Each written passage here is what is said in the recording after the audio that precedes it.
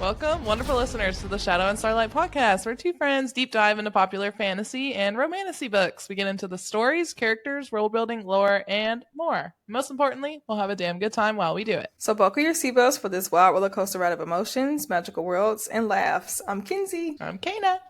And today we're covering chapters 19 through 26 of Fourth Wing by Rebecca Yarros. First and foremost, please listen carefully to our content warning. These are adult books we talk about, and neither of us have a filter, so this podcast is rated R and for those 18 plus. Now, regarding spoilers, if you have not finished the entire Fourth Wing and Iron Flame books, please come back after you do so to listen to the episodes. While we are discussing a certain stretch of chapters in the first one, we will be doing so with perspective of what happens in both books for better understanding, so we can really dive deeper into the theories and appreciate the masterful foreshadowing of Rebecca Yarros. So going forward, all episodes on our show will contain spoilers for the whole series in question. Next, if you like what you hear today and want more, please come back next Thursday, and next Thursday, and next Thursday, and next Thursday, and every Thursday after that for a brand new episode. As a taller podcast, we would love to hear your feedback to better ourselves and expand our book-loving community. Please feel free to give us reviews, reach out to us on social media, and follow us on TikTok, Instagram, and watch us on YouTube at Shadow and Starlight Pod. Yes, this is our Thanksgiving episode. I don't know if you're listening to it on Thanksgiving, but if you are, Merry fucking Turkey Day, all right? Eat some taters. And Merry pie Thanksgiving, and people. stuff. Yes. What's your favorite Thanksgiving dish? Dressing. I love dressing.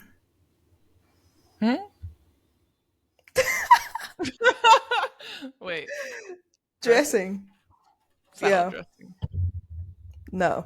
Stuffing? I think that's what, yeah. I think some people call it stuffing, but we call it dressing. Oh. I think it's a black people thing. Oh. Yeah. I was like, dressing like on the salad. I was debating, should I just keep going and pretend like I knew what you're talking about? I love the combo of things. I like to take a bite of turkey with mashed potatoes with gravy on it. Yes. When I was little, nothing would touch. I would have to eat everything separately. Yeah. Same. And I would watch my parents just mix everything together. I'd be like, oh, that's disgusting. And now I do that. Yeah. So when I used to eat red meat, I used to love when my grandma made the ham with pineapple juice and pineapples. I used to tear that up. But I don't eat red meat anymore, so I just settle for the smoked turkey. It's still delicious. It is so good. Oh my gosh. Last year, our Friendsgiving, we got smoked turkey from the honey baked ham. And we cooked everything ourselves other than the turkey, and it was so yummy. Yeah. It was, oh my God, I forgot about that. I can't wait for Friendsgiving. I know. I love just it. want the food. Well, I don't have a real Thanksgiving now that my husband's a coach and he only gets Thanksgiving Day off, so he can never go visit family. And so Friendsgiving is like the replacement of that holiday for me, because me and Weston will just go to like fucking Cracker Barrel. It's depressing. Yeah. Drink the pod. I'm having water in my red cup from Starbucks. I'm drinking water today. I'm really basic. I don't have juice. Cameron drank all the juice, so I'm stuck with water. We're 54 days away from Onyx Storm. It's getting closer, y'all. Countdown continues. Yes. I literally just saw a TikTok, and it was this girl, and she was like, what I'm going to be doing for the next 9 weeks and some days. And it was just her reading Fourth Wing and Iron Flame in her Fourth Wing blanket. Yes. I mean, accurate. I feel like a lot of us are there. I keep seeing a lot of TikToks that are like about they're starting their reread because it's almost that time. So it's almost that time. Listen to our podcast. Yes. So you can get prepared for Onyx Storm. So now it's time to cross the parapet while Kana gives us her Shadow and Starlight synopsis, aka her unhinged summary detailing the events of these chapters. Thanks to Andarna stopping time, Violet is able to escape near death. Satan appears, chokes out all the little murderers with his shadows, inspects her wounds, and shows us all how well he knows his way around a corset. On the walk to the flight field, Violet is in immense pain, but she just can't stop thinking about climbing Xaden like a tree. Same girl, same. Up on the flight field, a rather ballsy wing leader addresses Taryn directly, and Violet figures out that this little quartet can all communicate mind to mind. Thanks, mating bond. We also learn here that Feathertails can gift their powers directly to humans, which explains the whole time-stopping business. On the way back to the quadrant, Violet confides in Xaden about who unlocked her door while she was sleeping. We all collectively cheer as Oren Seifert's name is read off the death roll at morning formation. He will not be missed. Violet is assigned a tall, blonde, and handsome bodyguard, and Xaden takes to the dais to right a wrong. Despite the penalty for a false accusation against another wing leader being death, this man calls Amber Mavis to answer for her crimes. And of course, Dane wastes no time in calling Violet a liar, trying to look in her memories without her permission, and defending his ex-lover. Thanks to the dragon's ability to share memories, everyone gets cold hard proof that Amber is a lying snake, an accomplice to murder and breaker of the oh-so-sacred codex. Despite Violet begging for mercy, Amber is torched by Taryn. In the next chapter, Violet and her babysitter head to archives duty. While she still does object to Liam's general presence, she can't help but start to like the golden boy who has been the cause of way too many of our tears. And as the two get to know each other, a seamless friendship begins, and Violet learns the cruel reality of life from the marked ones. On their way back, they accidentally get a sneak peek of a document intended for Professor Markham describing an attack on a village located on the southern border. Violet suddenly wants to eat an entire flock of sheep. Nope, that's Taryn. He's woken up and it's time for breakfast. And he's flooding Violet with his hangriness. And battle brief later, Markham lies with ease about the front lines being quiet, and the plot thickens. During squad hand-to-hand practice, Violet lets her rage, aka her mounting sexual frustration, out on Rhiannon, but they're both promptly distracted by the sight of two shirtless hotties getting it on. I mean sparring. I'd watch that tape. No better than a man. The girls continue ogling the wing leader and Garrick before Liam tells them to stop objectifying them. When Violet is knocked on her ass, motherfucking Jack Buttface Barlow uses the opportunity to provoke her, but Violence controls her temper and picks up a key piece of information in the scene that will help her later. Oranges. Casually brushing her hair later, Violet is struck with an overwhelming sense to bang someone. As Taryn's power fills her body, she avoids the embarrassment of rubbing up against Liam and flees with the raging tempest of utter horniness that can only come from mated dragons. Trying to get some fresh air, she finds the object of her desire, Xaden Ryerson, smoking some churrum to mentally cockblock Sigale. Violet tries to figure out whether Xaden is just that hot or if it's Taryn's lust guiding her thoughts. The benevolent wing leader gives her a crash course on mental shields, which, for Violet, she finally takes first in something. Fortunately for us, our wing leader isn't as in control of his faculties as he thinks, and just as the two agree kissing would be a cataclysmic, calamitous mistake, we are treated to our first bit of spice that rocks my fucking socks off. Until the Honorable Xaden breaks it off at the clap of lightning, pausing the moment until they aren't so influenced by dragon boning. Fair. Violet fills Rhiannon in on the latest tea the next morning, and Ree shows off her new summoning skills. Badass. On the way to Card's wielding class, fucking Father Dane, not Daddy Dane, we all know who the daddy is in this story, asks for a chat. The audacity of this man. Ugh. He's butthurt that she wouldn't share her memories with him, to which Violet and I say, bitch, excuse me? What makes you think you are entitled to my memories after your behavior lately? After an ultimatum is issued, Dane agrees to respect her request. For now. Finally in class, the worst professor in the world not only calls violence fragile, he also calls the loss of her brother's signet tragic, and applies more pressure on her to form a powerful signet. January swings around to Basgaiath, and Jack Barlow has finally got his wish. He can challenge Violet. Once again, showing his true colors as a whiny little bitch with a fragile ego, Jack cheats not once but twice, using his powers and throwing a dagger into her forearm. Violet comes close to the brink of death, but she uses her secret weapon, oranges. Recovering in the infirmary, Xaden informs Violet that earlier on the mat has prompted him to take over all areas of her training. And boy, oh boy, this man is going to be very thorough in the way he handles her. Time continues to pass, and one particular day, Violet and Xaden run into Mean Mommy, Dane's father, and Commandant Panchek on the way up to the fight field. These idiots ask Violet for information on Andarna, if they can study her, and also if she knows where Papa Sorengale's research is. And of course, Violet's lips are sealed to protect her baby dragon. Next chapter, it is time for the squad battle. With Imogen taking the lead, brilliant fucking Violet comes up with an idea to take the cake, breaking into Mummy's office. Using all of their relevant signets in tandem, they succeed.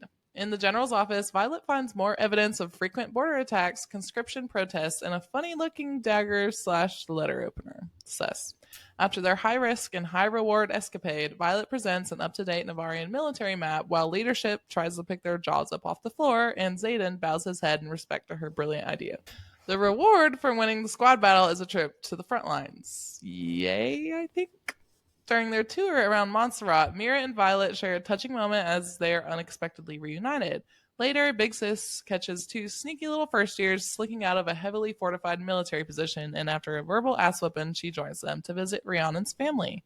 After enjoying a relaxing evening and Violet getting a much needed dose of Big Sister advice, Xaden appears in the shadows. Apparently, Taryn and Sigale can't go more than 3 days without boning. I'm so happy that we got to this part of the story because when I was working at a certain bookstore, one of my coworkers was contemplating reading Fourth Wing, and me and one of my managers was talking about it. We were talking about this part where Taryn and Sigale get it on and they're trying to block them off. And he was like, "Wait, is it like Dragon 6?" And he was like, I was like, it's just this one scene. And he was like, nope, not reading that. And I was like, it's not even like detailed. We get it's a how-to. It's like, it's not even detailed. Like, it's just a little, like, you know what's going on. They don't tell you, you know, but you know what's going on. Yeah, they're making dragon babies. Yeah. I feel like if I explained that to someone, they would be like, what the fuck are you reading? But, Yeah. You know, you gotta be there, you gotta read it, you'll understand. Yes. It's worth it. Yep. Oh, all right. Time for battle brief. Now that we have crossed the parapet, yay! Time to head into our battle brief section where we will discuss all notable things in this stretch of chapters, including foreshadowing, theories, and our favorite parts. Yes. So we're going to talk a little bit about Xaden's secret missions outside of Basgiath because we do get even more foreshadowing. So after Violet was nearly slaughtered by a bunch of these unbonded cadets, thanks to Amber Mavis, Xaden leads her to the flight fields, but he does so through a secret tunnel. Why do you have a secret passageway to the flight field, sir? And this isn't the first time she's noticed Xaden coming from the flight field after hours. Just last episode, she saw him, Bodhi, and Garrick returning from a mysterious night flight. And on a reread, we know that this is when the marked ones are actually making their supply runs to help the Griffin Flyers fight the Venom. So we know that they need the alloy. But on a real note, how did the marked ones find the time for all these extracurricular activities? Especially Xaden. He's running his survival club, being a third year, being a wing leader, training Violet, doing the supply runs. Like, yeah. Do you ever sleep? Yeah. But this does really go to show how much Xaden cares about the cause and the lengths he will go in protecting the people outside the wards. So it's very noble of him. Which is why he is Daddy Xaden. And Dane is just a scum on the bottom of a shoe. He's giving like Father Dane. He's like trying to be her father and protect her. I'm like, ugh. Speaking of Dane, that's actually our next topic for our foreshadowing section. This is the only portion of this episode that I have planned to talk shit about Dane. Okay, I'm not even giving him the time of day today. Shocking. So I thought for sure he was going to be in your favorite moments again. Nope, I'm not dedicating any more of my time to him in my favorite moments. I'm saving that portion for people I actually care about. Yep. Good. I love that for you. Some might call it mature. Look at that growth in 3 episodes or 2 episodes. Yes. All right. So as we just discussed, Violet was attacked in her sleep by unbonded cadets, but there was a rider amidst them who unlocked her door and allowed them entry into her room. Amber freaking Mavis, this is why you got scorched to death, and you and Dane absolutely deserve each other. Speaking of Dane, we have not one but 2 other moments to stretch of chapters where Dane either attempts to or actually touches Violet's face. So in chapter 20 at Formation, when Xaden stands in front of everyone and accuses wing leader Mavis for breaking into Violet's room, Dane just cannot believe a leader would break the codex. What world do you think that we're living in? Okay, anyways. Well, and it's Rich that he's so quick to defend Amber Mavis because she's a wing leader. And then Violet's like, well, so is Xaden, so what's your problem? And then he's speechless. Literally. Anyways, believe it, pal. Because your so-called friend or lover or whatever you guys are supposed to be, I don't really care because you guys don't really matter. She almost got Violet killed. Your best friend, your supposed best friend, and you're so quick to defend her. Anyways, in an attempt to prove Violet wrong, he went to grab her face. And after Violet finally threatened him, he thought better of it. In an attempt to not spend too much time talking about rats on this podcast, we're going to briefly discuss the next attempt in chapter 23. Quote, he reaches up to cut my cheek and I hold his gaze. End quote. Now, I believe this is the moment when he accidentally steals valuable memories from Violet. We don't get a description of his physical reaction after he actually came in contact with her, but I think up until this point, Violet is carrying and hiding a lot of classified info. And we also know this chapter is that his father and her mother traveled to Besgayeth, and as soon as they saw her, they started questioning her about Andarna and her father's research. And I think this is interesting because why are you guys asking questions about the Feathertail and his research when everybody was iffy about her bonding a Feathertail? But I thought the timeline was really weird. Yeah. I never put together them asking about Feathertails after he touched her face. I just thought that Father Atos was just a nosy little bastard who was wanting to know whatever Violet's father was working on. In my brain, it was like, now that she has a feather tail, that reminds Father Atos of Papa Sorengale's research. Yes. Well, I feel like if it was anybody else other than Father Atos, I wouldn't have really been like, interesting. But since Dane did touch her face and she had no reaction to it, like she kind of thought it was like them making up and him just showing compassion towards her. And shortly after that, his father shows up and then starts asking her questions. It's kind of weird. I want to know more about how Dane's signet works. How easy is it to like just touch someone's face and accidentally pull the memories? Does he always have to have a shield up so he doesn't take their memories? Yeah. There's so much we don't know about how it works that bothers me.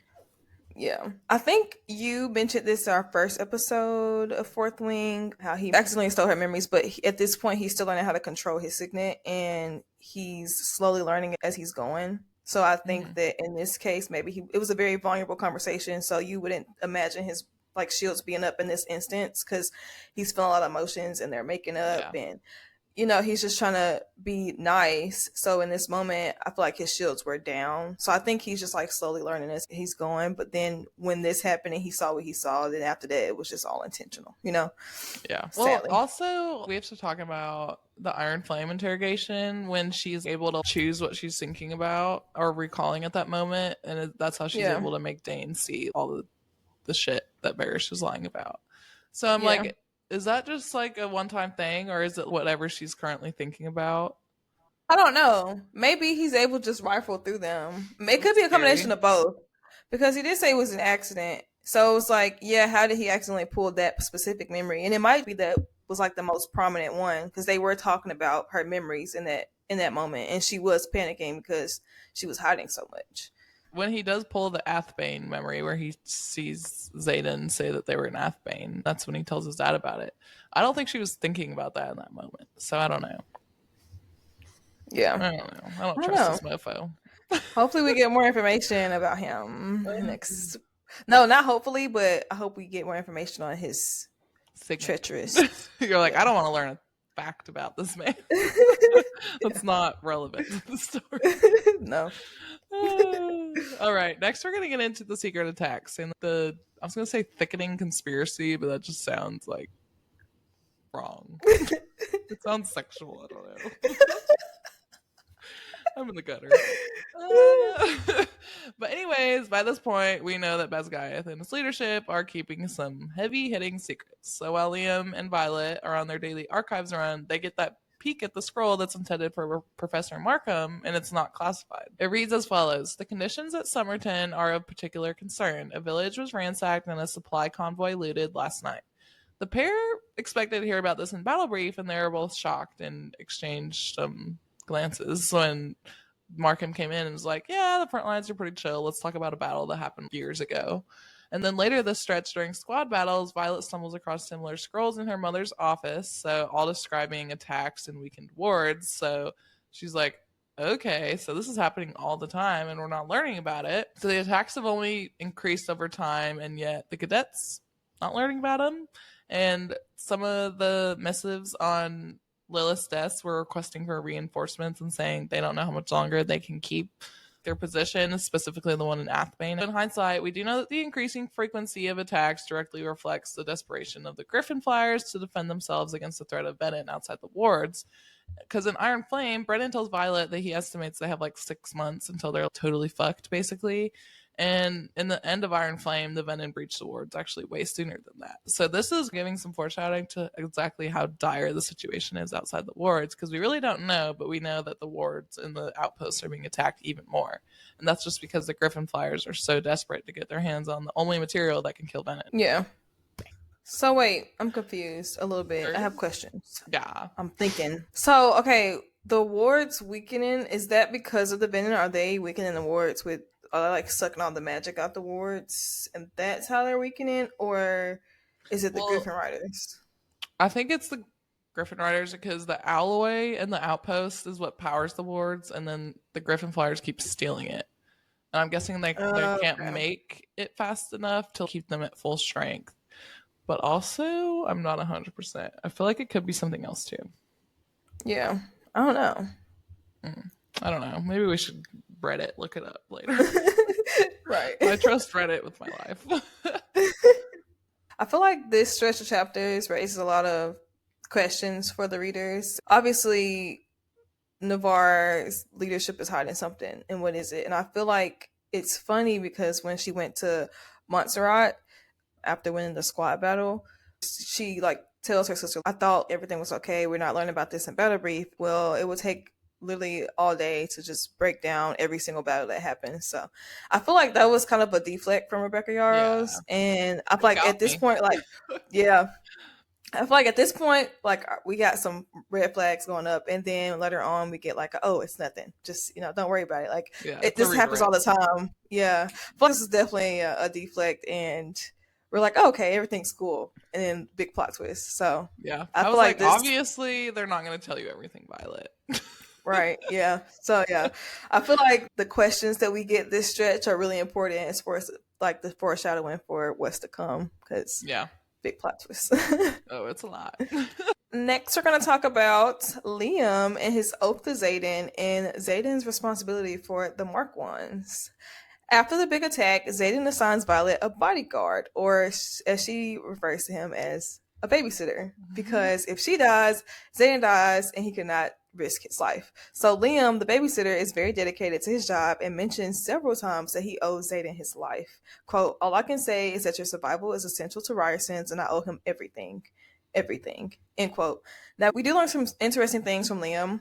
One, we learned that Xaden is the oldest marked one, or eldest marked one, correct grammar, whatever. Two, there are... of our priority list. We can't pronounce shit. Why are we even worried about grammar? I know. It just sounded weird as soon as I said it. I was like, okay, maybe I should just change it to eldest, but yeah. I feel like it sounded fine, but I could tell that you didn't like the way it sounded. Yeah. And the second thing that we learn is that there are 107 marked ones in total, Xaden being the oldest and then the youngest being about 6 years old at this point. We as the readers, obviously, we've read the whole series so far. We know that General Sorgirl whipped Xaden 107 times, one for each marked one. Quote, my quiet gasp is uncontrollable, and Xaden tenses for a second before taking his shirt from Garrick's outstretched hand and tugging it over his head, covering the navy blue relic of the dragon that sweeps from his waist to over both shoulders. Textured, intricate gray silver lines I couldn't see from across the gym. Silver lines I instantly recognized as scars. End quote. We already know that Xaden feels very protective over the Mark Ones and he cares about their survival, hence the assemblies and him just always looking out for them. And we know that the Mark Ones have an unusual sense of undying loyalty to the wing leader. They always have his back, always defending him. And this is essentially because of those scars. Basically, he is responsible for them because he took responsibility for all the lives of the Mark Ones, and he is in charge of making sure that they stay in line while they are under Navarrian leadership. And this is why the Mark Ones feel so indebted to him and as if they owe him everything because he bared the punishment for their survival.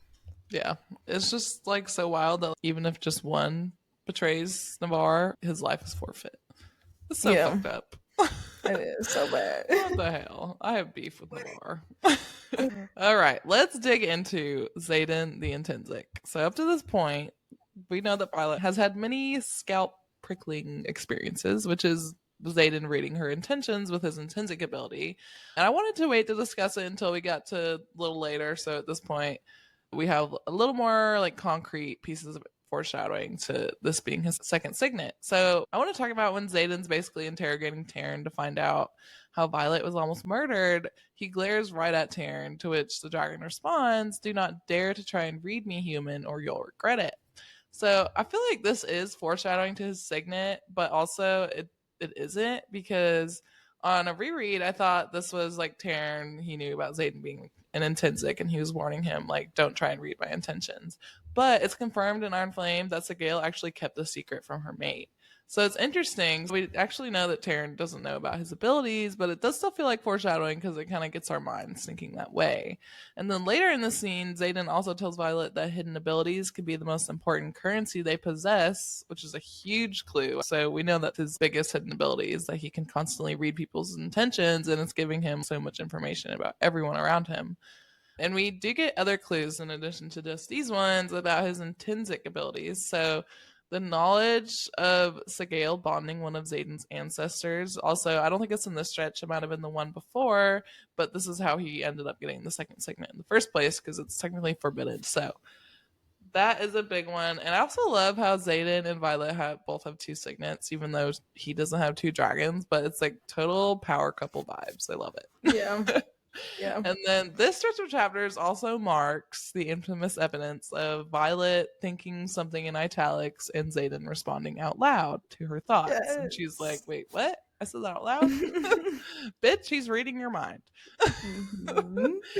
Side note, I am wondering how much of his immense well of knowledge about everyone is from reading people's intentions or his shadows. Because he does tell Violet earlier that he knows everything basically because he's a shadow wielder, which I'm like, I guess so.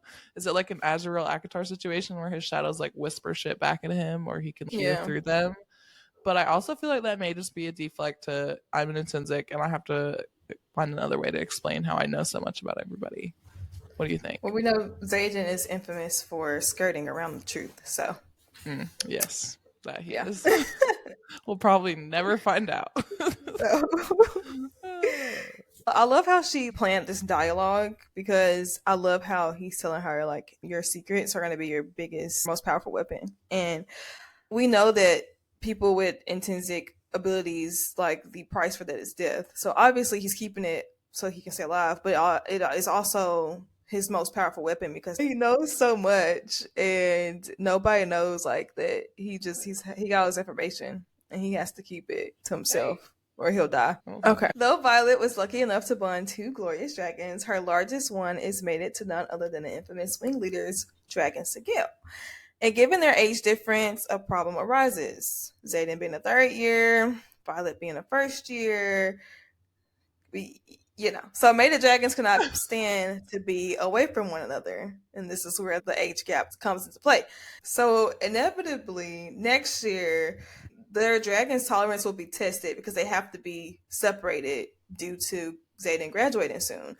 And so when Violet and her squad wins the squad battle this stretch and they fly to Montserrat to tour the outpost, Sigale and Taryn, they're separated. And we find out that they can't last longer than 3 days without being in close proximity from each other.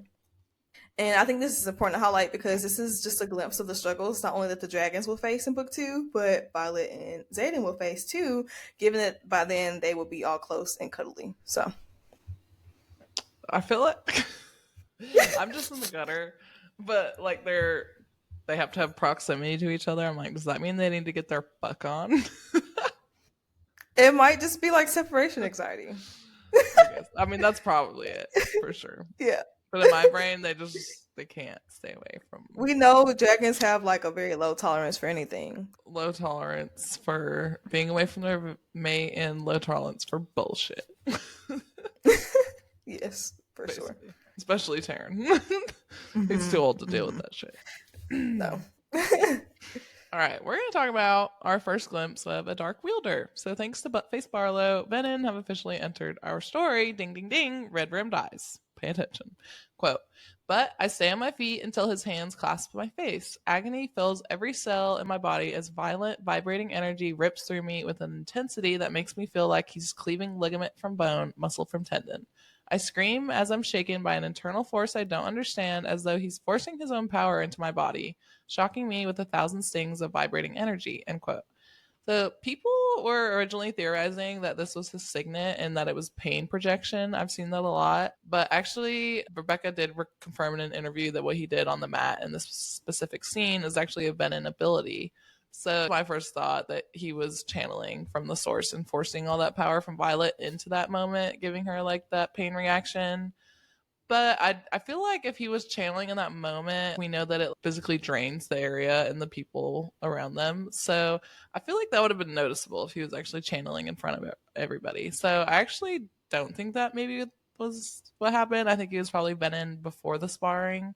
And I think he used the residual power he was carrying to harm Violet in this scene, which is interesting. I actually wonder if it wasn't Violet, if this would have killed somebody, because we've theorized before that Violet is maybe like immune or an antidote to Venom, or she somehow connected them in a special way. But maybe that's how she survived, like that much dark power being forced into her. Because I'm wondering, like, if it was just any other cadet, not Violet, would they have died? Yeah, I mean, that's we know how much interesting. Jack loves to murder people, but Yeah, that's interesting. Imagine wanting something so bad that you become a dark wielder. He's yeah. like, I want to win. I wonder at what point he decided this. Like, part of me wants to believe it's Jack Barlow. He probably knew this from the jump. But another part of me thinks it was after threshing when Violet bonded two dragons and he bonded a smaller I one. And think he's so. like, I need to be on top. I can't stand being at the bottom. Like, I got pushed away from my table I was eating at. Like, people made me move. This is not it. And Violet Soaring Girl, she's on top. No, absolutely not. Yeah, I don't No. know. Well, yeah, we talked in the first episode how ambitious for power he is. And he was like, I'm gonna be wing leader. So I think when he first came to Basgaiath, that was his plan. He was like, I'm gonna be this badass, I'm gonna get Yeah. the biggest fucking dragon, I'm gonna become wing leader. And then when all this shit happens and his mortal enemy that he's announced he's gonna kill repeatedly, and then she hands him his Yeah. ass repeatedly, he's like, okay, might as well become a dark wielder. I don't know. I do think that he was probably recruited. I think that the Venom were maybe sneaking into Basgaiath and recruiting people like Jack. Most definitely. Yeah. I wonder if there's someone in leadership of the military that's not a Venom but is feeding information to the Venom. Like, who should they recruit? Like, if they see Jack and they know he's this sadistic psycho, and they're like, you should recruit him, he'd probably do it.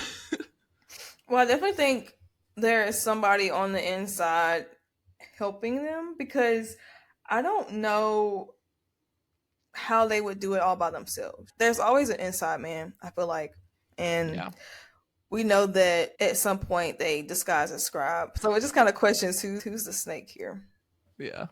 All right, we're gonna get into our theory section. I have a couple I want to talk about because Kenzie's allergic to the theory section. Yeah. I texted her because the past 3 episodes she hasn't put any theories down. I was like, "Yo, are you allergic?" She was like, "Yeah." I was like, "All right, I love this section, so I'm cool with it." Yeah. Anyways, okay, my first theory is actually about Bodhi, and I got this supporting evidence and everything from Maestra PNW on Reddit. So thanks, whoever you are. In this stretch of chapters, something that happens multiple times does happen again. So Violet is struck by just how much Bodhi and Xaden look alike. Quote, the similarity between the cousins still gives me pause. Bodhi has the same bronze skin and strong brow line, but his features aren't as angular as Xaden's, and his eyes are a lighter shade of brown. He looks like a softer, more approachable version of his older cousin. So, yeah, they're cousins. But she notes this over and over and over again throughout the series, and she almost ends up mistaking one for the other, like when they first walk into the room. And I just feel like that's notable, and it seems like it maybe could be foreshadowing something. So let's dig into this theory. I'm theorizing that sometime in the future, maybe in Onyx Storm, Xaden will have to disappear to either hide his venomness or go on some side quest. I don't know. But I feel like Bodhi could possibly impersonate him. Like, most likely, I feel like if it was going to happen, he would be impersonating him as like the leader of Orisha. I feel like it would be harder for him to pretend to be Xaden at Basgiath because there's so many complications there, like Sagael for one, the fact that everyone knows and sees both Bodhi and Xaden daily and can probably tell them apart at this point. But I feel like at Basgiath he could impersonate Xaden from a distance if he needed. But I just feel like, I don't know, that comparison is mentioned too much and like Yeah. how similar. It's not just, oh, they look like. Yeah. I feel like if it was just that, she would probably say it once and be done with it. But she says it multiple times. That's weird because I overlooked it all the times I've gone back and reread this book. The fact that they look almost mistakable, like I don't know. And now that you say that, I do remember like constantly reading that. She how points much it they look out, alike. yeah. It's, I mean, it's like 3 or 4 times probably, but still, Yeah. that's a lot for Rebecca Yarros because she writes Yeah. everything with intention. Right, yeah. My next theory is about Papa Sorrengail and his research and how it's driving me crazy. But it really is driving me insane that Violet knows where his research is because she says she does in the stretch of chapters, but she just doesn't feel inclined to go get it. And I'm like, dude, you bonded a Feathertail. Maybe you should read that shit. Yeah. Anyways, we know that Papa Sorrengail, 1, knew about Venom and left Violet clues. 2, he also became incredibly reclusive and into his research after Brennan died or not died. But I'm wondering what was he looking for and if it was related to something after Brennan's death. Like maybe he knew Brennan was still alive and helping the revolution and was looking for something to stop the Venom and help their cause. Or maybe his research into feather tails, he came across the 7th Den and learned about Andarna and possibly the first 6, the 7th Den in that. And or he could have been studying just how the Feathertails can give their powers directly to humans, but the timeline about this and him knowing about Venom makes me think it's something much more and possibly Venom related. And I have a prediction that in Onyx Storm or maybe further into the series that Violet is going to pull out his research and it's probably going to be like unfinished, like it has the rough pieces put together, but she's going to have to be the one to put the rest of the puzzle together and it's going to be something crucial to the plot. But because as much as our girl is a writer, I feel like Iron Flame especially highlighted her scribe side with the storyline of her uncovering the truth and finding out different things, especially like with all the ward stones and stuff. And I don't know, I just feel like that's going to be a continuing theme and possibly Papa Sorrengail's research is going to work into that mystery and her uncovering the truth. There's also a lot of theories that Papa was murdered and or may still be alive, which is interesting. So we might get into that in another episode. I kind of think I'm not on that train, but I feel like it would be fun to discuss in a later episode. So on my first read of these 2 books, I was on the train of he's either still alive. Now I'm more so on the side of he might have been murdered. I have some ideas about what happened, but they're not concrete yet. And they more so revolve around Onyx Storm. So I'm going to save those for later. Word. Can't wait to hear them. All right. My favorite part. Our favorite and notable moments. So I'm going to start with, of course, talking about Xaden. Okay. Obviously. So Xaden's hard and mysterious barriers are slowly breaking. And though his conversation with Violet are still very short and ineffective, they have talked a lot more since threshing. He's opening up a little bit more. He's being more talkative. We love it. And his need to rescue her is just so hot. Like, I love how he's like, anytime she is in trouble, he is there to save the day. Like, what man just shows up and slaughters several people at once on your behalf? I'll wait, because I don't know anybody. I mean, like, obviously, we know more book boyfriends who have done it, but, in this series. Yeah. Yes. And don't get me started, because I know Kana's going to talk about this. Don't get me started on the kiss scene. Yes, I'm gonna let Kana go into depth about that, but boy oh boy. So my favorite Xaden quote this stretch was quote, "You are astonishing," end quote. It is very evident that Xaden is so proud of Vi and he just has a hard time expressing it. I just feel like his minute expressions that he gives her when she does certain things, the like half smirk and the little wink or the head nods, it's just so cool. And for him to actually voice that he's like somewhat proud of her is really cute. So, yes. Yes. And lastly, their whole sparring lesson was just very fun to read about. I just love their banter and their attention. It was really cool about her, being very tempting. Really went up a notch, several Yeah. notches actually. Yes. This episode. So obviously we know the shift is when they kiss, but I feel like this is where the shift for him really locked into place. Of like, oh snap! Like he's realizing she's gonna be a problem. She's a distraction. Like this is a problem. Next, I want to discuss Liam. Welcome to the party, Liam. We missed you. So happy that you have you here. So aside from the dragons, Liam is definitely at the top of my character list. He is so easygoing and cheery. He reminds me of myself, and he really helped set the tone and stretch the chapters. And I love how he and Violet bonded instantly. I just love him so much, and I'm going to enjoy all of his moments while he's here. That's funny because you like Lorith from Quicksilver because he reminded you. Yeah, he reminds. Jesus. Anyways, yes, and then you just said that about Liam, and literally when you were talking, I didn't even read what you were going to say, but I just was like, I bet it's because he reminds her of herself. And then I saw you like, I saw you nodding after I said it. I was like, yeah, something just clicked for her. Yes. Lastly, I want to talk about the little snippet of sister bonding we get this stretch of episodes. So welcome back to the chat, Mira. We are happy to have you back. Missed you. We're not dead. 9 months later, Violet has survived. So Violet and her big sister were reunited this stretch. And as the eldest, this just made my heart smile because I am one of 3 kids that my parents have. And I'm the oldest. So this scene hit home for me. So Mira, I don't know why I just call her Myra. Mira, the toughest writer of her class, probably generation, just couldn't hide her emotions when she saw her little sister again after 9 whole months. She expressed her gratitude and sense of pride, and they were able to catch up and reminisce on old times when they still had their father and Brennan. This was one of my favorite moments this stretch, hands down, because I just thought it was so bittersweet how they got to catch up and bond. And you can just kind of see that if distance wasn't a factor, they would be super close. That would be like her bestie for real. I was going to put this in my favorite moments, and then I saw you did, and I was like, I'll just add on top of that.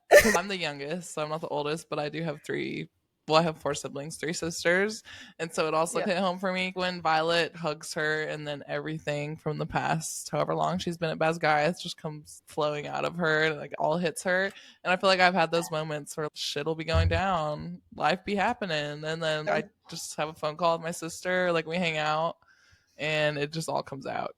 They have just like a special ability to bring everything out of you. It's great. They have such a motherly ability without being your mother. Yes. It's like you have your mother and she's there for certain things, and you have like your sister who's also a motherly figure for you, and it's just like, damn. Yeah, it's like your mother you can do drugs with. Yeah, basically. Yeah.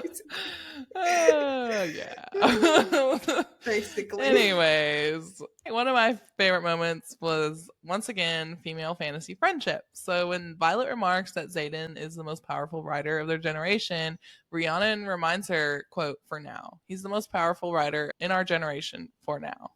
And this is at a point when Violet has gone through so much. She's not able to channel while other people are getting their signets. And Rhiannon has watched her from the beginning, like going through all these constant struggles and battling the weakness of her body. But despite all that, Rhiannon still sees the potential in Violet and speaks it to her. And I don't think it's just because she bonded the biggest, baddest dragon. I think it's because she sees how resilient Violet is and how compassionate she is and just how strong-hearted she is. And this is what friendship is all about, wanting the best for each other and speaking encouragement and empowerment. And then later when Rhiannon is showing her summoning signet and she says, "I can't bring it through the wall," Violet follows that up with, "Yet. You can't go through walls yet." So I love that. It was like right back at you, girl. Like, we're both badasses. We both support each other. We want you to accomplish everything you can. And I love this for them. And it is a really good, healthy role model for female friendships that build each other up, because that's not always the case. And we have talked about this a lot in our friendship, like weeding out friends that aren't really 100% there for you, and they may not be to like super obvious degrees, but some people don't want to see you succeed because they want to be the one that's always doing the best. And this is perfect because Violet and Dane have been friends literally their whole lives, right? And Dane is like the example of this, and he is disguising as being her like oldest and truest friend. but he is kind of like preying on her downfall and just like hoping for ill intentions. It's not really wanting her to succeed at all.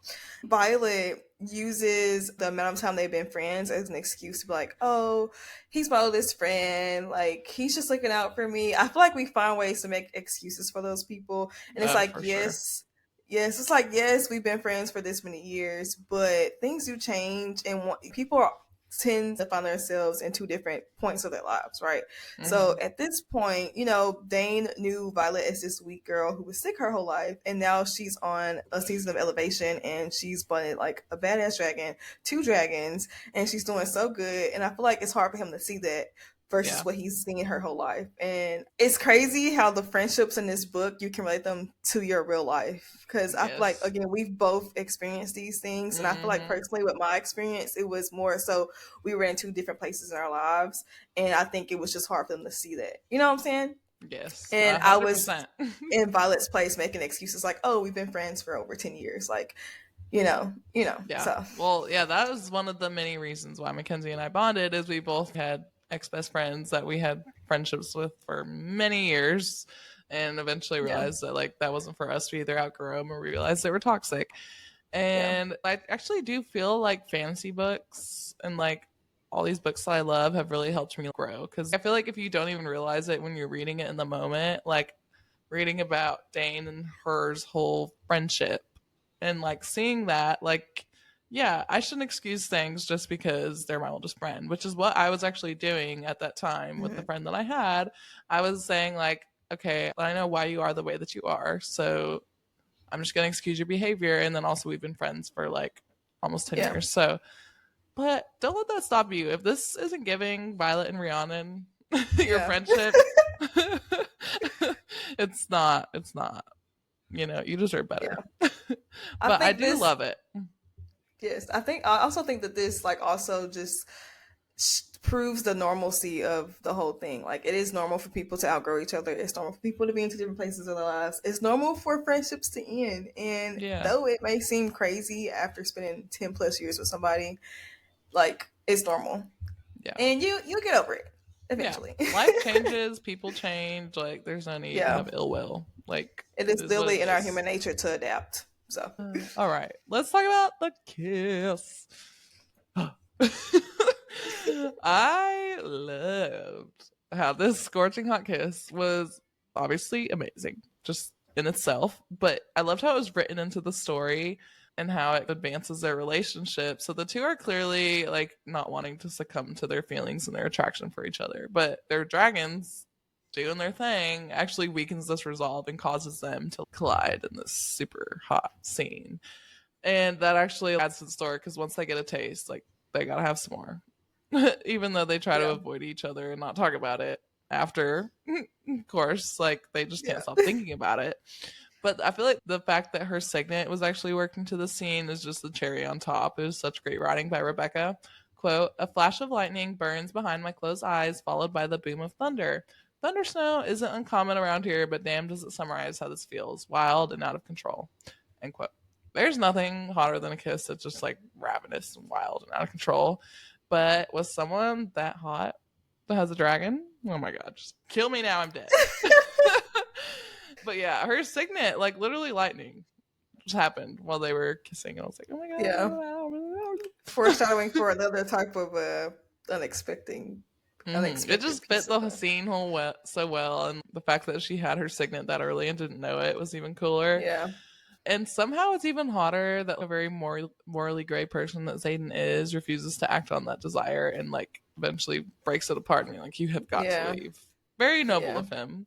But yeah, it is interesting. We learn later that this is the moment that Xaden suspected that Violet was a lightning wielder. He just didn't say anything at that moment. The lightning is what jolted him out of the kiss and made him realize like what she was in that exact moment, which I feel like is really cool. And he didn't want to say anything to her. Yeah. He just wanted it to develop on her own, which I think is cool as well. Because he'd be like, "You can move lightning, dude, you can move that." And then she probably would have been like, "What? Huh? I did that? No way." I think that is so sweet, because we'll talk about more next episode, but like when she actually does wield, it's such a wholesome moment. And Yes. everybody's so proud of her. I can't wait to talk about it. But yeah. One of my favorite scenes is like after she wields and then Taryn is so proud. He's like, He's lightning so proud of wielder. her. And Yes, I'm like, I love yeah. that. Yes. Literally, when I first I read literally- that was my reaction. I was like, Yes. badass. So I literally just reread that scene today during my Okay. reread, and I was so tempted. I like picked up my phone to text you, like I got to this part. I literally have chills right now, and then we were texting about something else, and I got distracted, so I forgot to text you that. That's one of my favorite moments of the book. I'm just like, Yeah. yes, Queen, you kill that butt face Barlow. Yes. Even though he's not actually dead, but whatever. Sadly. Fuck. Ugh. All right, folks, time to close out our Better Brief and move on to the Book of Justinia, where we will dive into the mythology that inspired Fourth Wing, as well as explaining a world-building topic. Today, we're breaking down the gods in this world, so feel free to skip ahead to our mini-series if you feel like you're already an expert.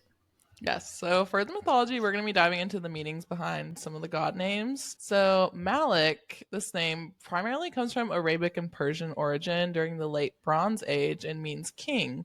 And in Hebrew, this name also carries the same meaning of sovereignty. Basically, like king and sovereign, I think kind of denotes to the fact that he is a god. So I'm assuming that's maybe where she got it from, but also could not have been. I don't know. I also think too is because he's like the most mentioned one, and there's a lot of death in this book, and he is the god of death as we know, and he's mentioned a lot, so he's probably like the most popular in this world because it's literally like a death college. So well, yeah, and I really do think Violet might have a special connection to him, but I don't know. Dune. Dune.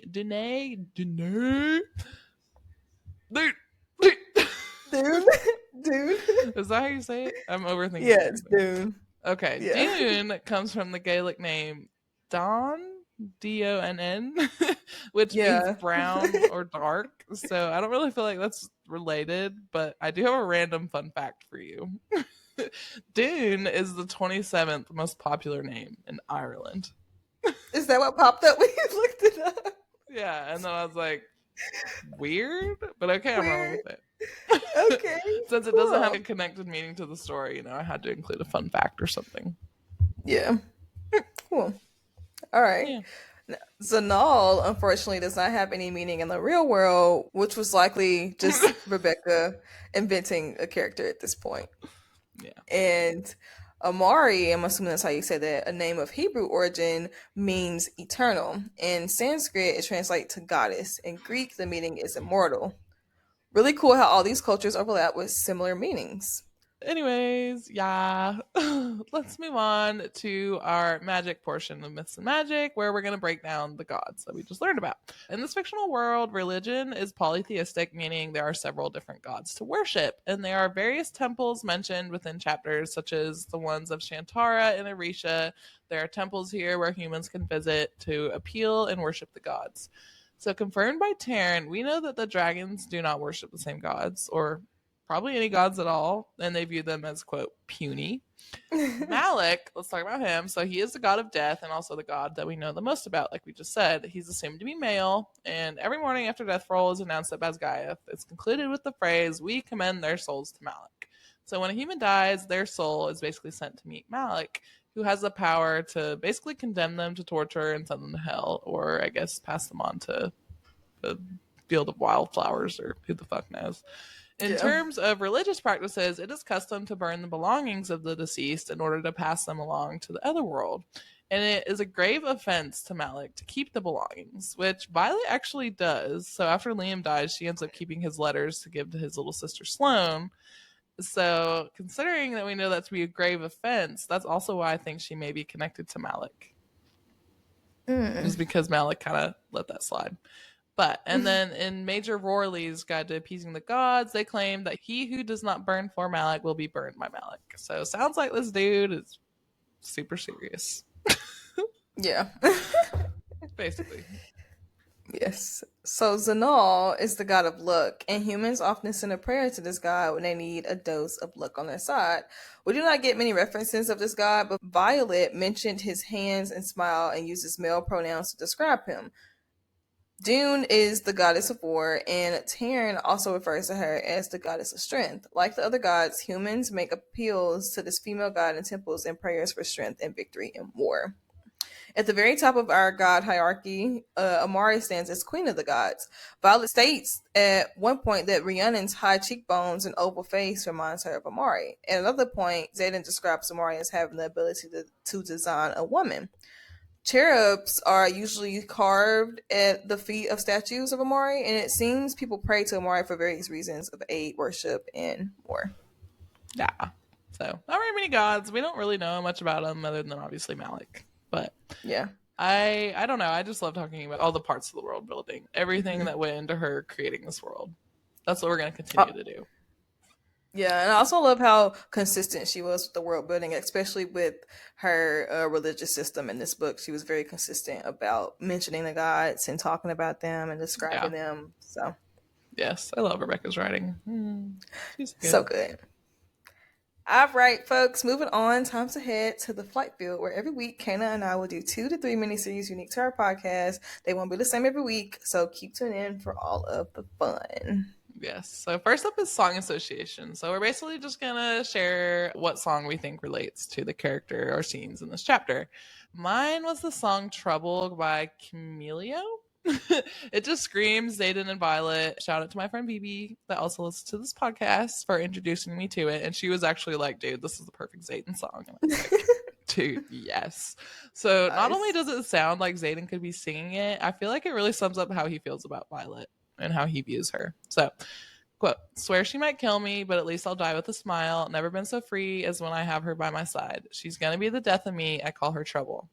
This fits so good with how many times Xaden says Violet is going to be the death of him, because he says that a lot. Yeah. And I also don't want to talk about how that might be foreshadowing to something, but we're in a happy place right now. We're going to stay there. Another line from the song, quote, the moment I met her, oh, I could not believe how sweet trouble could be. So coming up next episode, we're actually going to discuss how Xaden admits that he was falling for her basically as soon as he saw her on the parapet. Despite what his behaviors towards her lead us to believe, like, he knew that she was going to be trouble for him right from the start. He was probably like, damn, she looks good. And everything he finds out and learns about her after just makes him fall even harder, and that's why he's trying to push her away. He's like, oh my gosh, she's going to get me in trouble if I'm, like, around her. So, yeah, that's the song. It's really good. I like it. It's a banger. Check it out. I need Rebecca to publish a book of just Xaden's point of view. I need that. I know I say this every book, but I need his point of view. Forget everything else. I want Xaden's point of view. No, as much as I love Violet, I wish the books from here on out would be like dual POV. Yes. Because I love his bonus chapters. Yes. It's so cool to be inside his head. My song is Arsonist's Lullaby by Hosier. I first picked the song because of the title, arsonists, dragons, fires, like, you get the picture. But I also was convinced by the first line that this was like the perfect song for Xaden's story, how he grew up, and like just his inner turmoil outside of Violet. So one of the lines, quote, when I was a child, I heard voices. Some would sing and some scream. You soon find you have few choices. I learned the voices die with me, end quote. I really want to quote the whole song, but this is just enough proof for now. And I think this is Xaden's song. And just in the simple fact that he has suffered through so much as an adolescent and now has the lives of 106 kids that he is responsible for. And his secrets, all the things that he's done, his history, his past, it literally all is going to die with him pretty much. Of course, Violet eventually figures everything out, but like, if it wasn't for her, all these things would just die with him. Nobody would know outside of, the other Mark ones. And another quote from the song is, quote, all you have is your fire and the place you need to reach. Don't you ever tame your demons, but always keep them on a leash, end quote. And this literally sounds like some advice that he would give Violet. I can just see him like telling her something like this. I think this is perfect about like just his inner thoughts and how he thinks. That is perfect. Yeah. All right, we're gonna do Kiss, Marry, and Kill. So we've each compiled lists, and we're gonna try to make the best decisions we can. Okay, my first one is General Melgren, Professor Carr, and Colonel Markham. Okay. Pick your poison. Bro, what the hell? Okay. So this is actually really personal. I'm gonna kill Professor Carr, and it's not even anything that has to do with the book. I have a weird connection to that last name, so I'm just gonna kill it off. Oh, kill it off. All right. Yeah.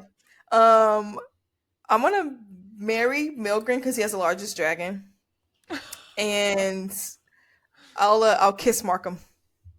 Nice. Yeah. I think I would do the same thing because I really hate Professor Carr, and well, I actually was gonna switch the other two, and then you reminded me that Melgren has a super big badass dragon. So yeah. I'll marry Melgren as well, and then I guess I'll kiss Markham. Yeah.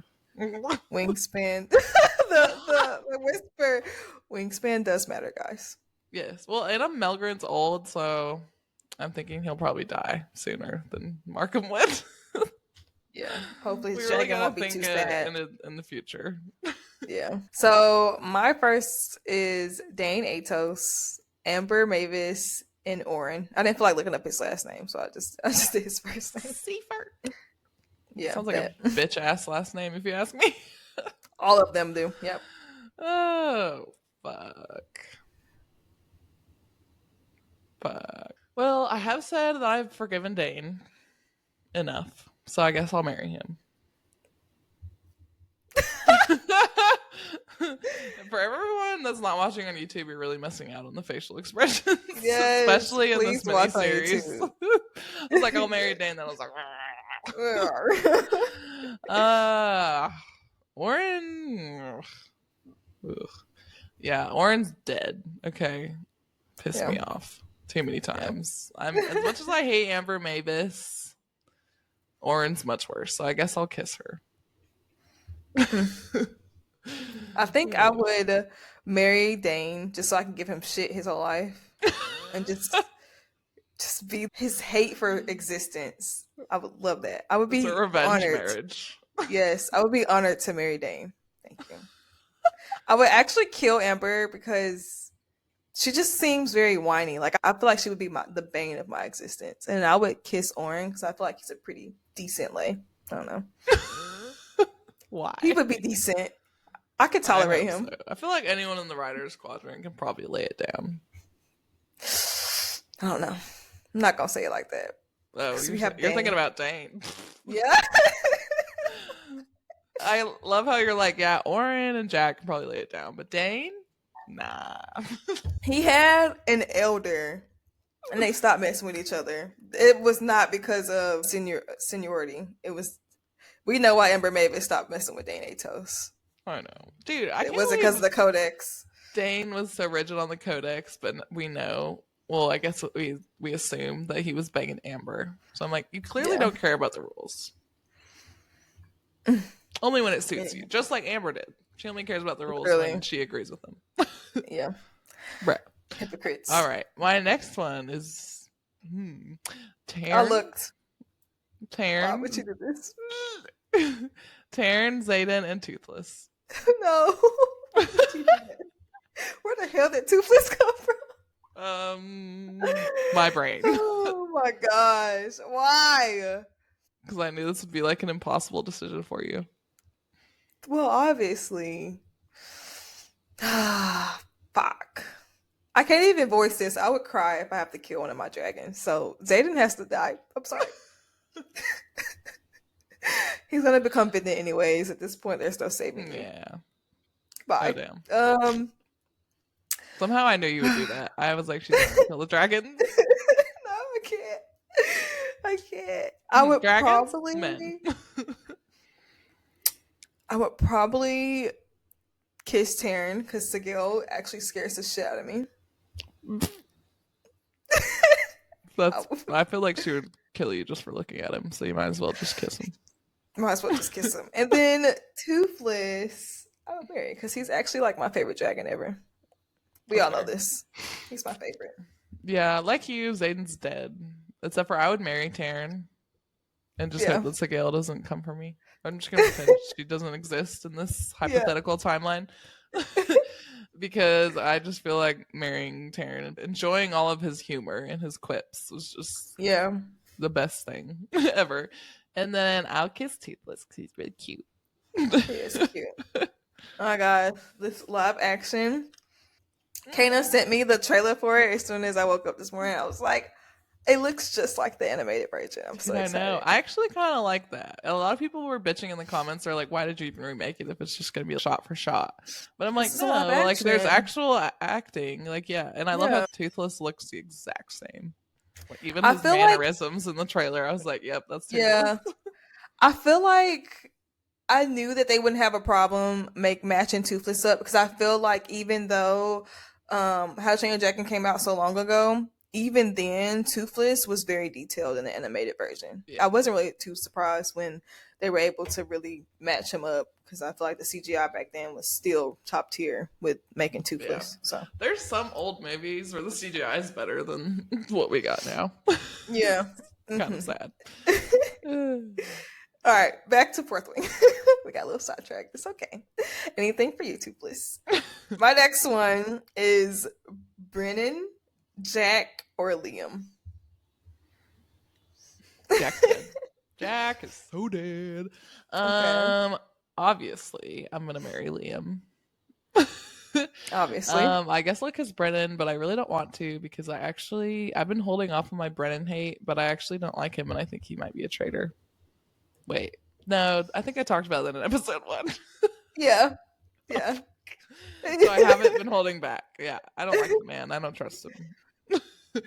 Well, I've held back on my theories about why I think he's really suspicious. That's what I thought you meant. Yeah. Which comes into Iron Flame later. But yeah, Jack's dead. I'll kiss Brandon. I'll marry Liam. I would do the same. Easy. Yeah. Solid. Yeah. All right. The next one is the 3 idiots, 1 brain cell, Jack, Orin, and Tynan. Okay. Like Tynan is so weak and just he's dead. He's like the weakest link. I can't do that. He's dead. We already discussed that Jack will probably be a decent lane. I don't know because I don't want to marry Orin.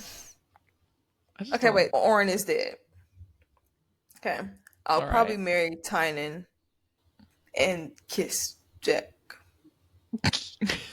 I hate all of those scenarios. Yeah, I know. It's a lose-lose situation. I would kill Tynan because he's giving little bitch energy. Because he was just what I was thinking, he was just following Jack around and like going with whatever he said, and I just hate that follower energy. Like at least Jack and Orin are trying to have original thoughts. Yeah, I mean he could be submissive, so you could potentially ruin the marriage.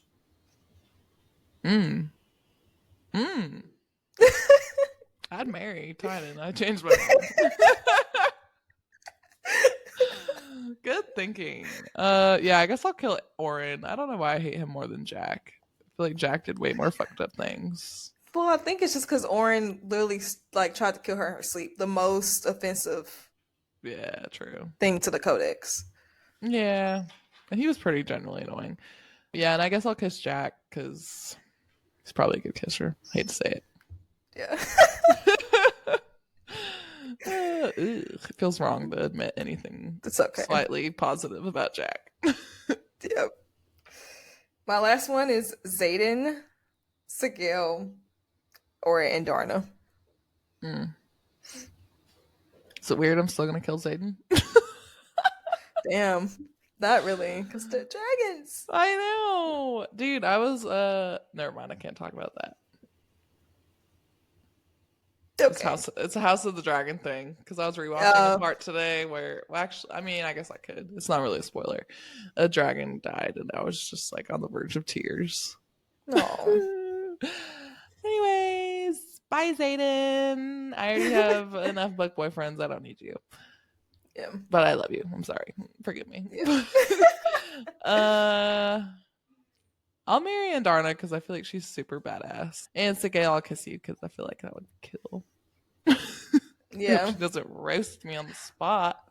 I would do the same because I'm gonna let Sigil and Taryn have it. I don't want no parts. Don't roast me, please. All right. Before we close out our episode today, time to spar. So each week, Mackenzie and I will give each other and our listeners 2 trivia questions. At the end of our Fourth Wing coverage, at the end of our 5 episodes, we'll tally up who has the most points between hosts, and loser will have to do something embarrassing or funny that the winner or you guys as fans suggest. So we would love to hear your feedback, ideas, and participation in this section. And just a reminder, the current score, I have 1.5 points and Mackenzie has 2. So she's in the lead for now. I'm not going to say anything because it could easily change. So I'm just going to zip my lips. Probably smart. All right. Yeah. Hit me. I'm ready. All right. How many people or cadets broke into Violet's room? Was that including Amber? I don't know. 7. It wasn't a specific, yeah.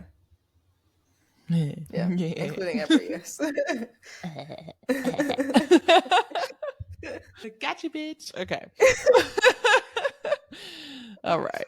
What is the name of the cadet who manifested his signet in the middle of Carr's class and burst into flames?